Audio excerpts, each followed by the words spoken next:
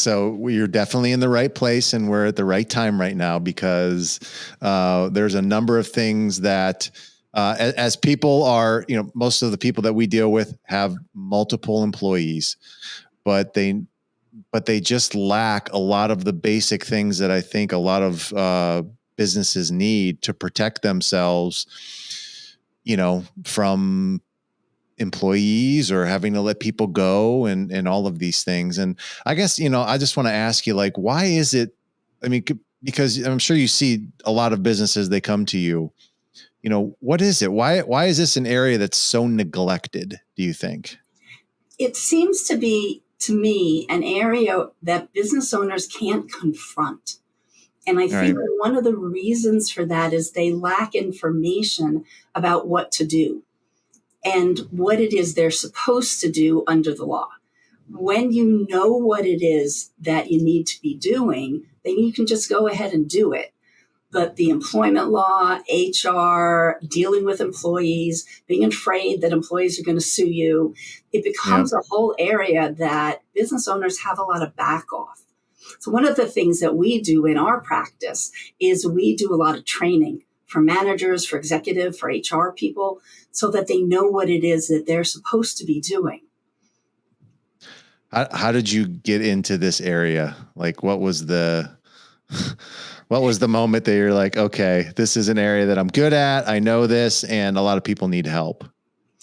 That's kind of interesting. This is the only area of law that I've ever practiced is employment law, but law isn't my first career. I actually graduated law school when I was 39. So I had a lot of business background before I even went to law school. So I really knew the world of work. I worked in nonprofit sector. I worked in the for-profit sector. I even worked in some blue-collar jobs, white-collar jobs, all kinds of things. But when I was in law school and right after, when I was trying to figure out what it is I wanted to do, I had a whole list of things I didn't want to do.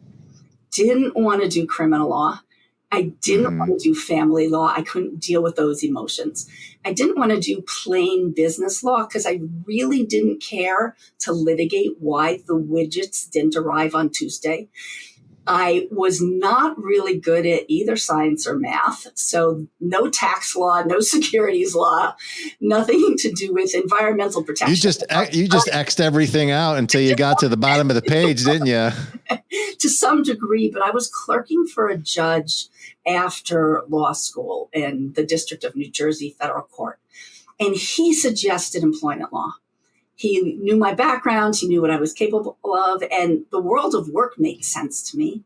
It has a little bit of human emotion involved, but not the same type of things as family law. And it, again, made sense to me. So that's how I wound up in employment law for businesses. I've only done the business side. And all the years I've been practicing around 27, something like that. Yeah. So confronting this area is a big mistake. I think a lot of people definitely don't do. And then I'm assuming a lot of them just, do they know where to go to get advice on this? Where do they usually go to find out about these kinds of things? Google. Yeah. Okay. They try to get a Google law degree.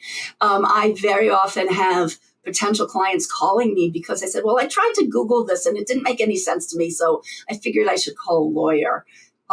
Or they go to their lawyer, but their lawyer is a real estate lawyer or a business lawyer or an intellectual property lawyer or something else related to their business.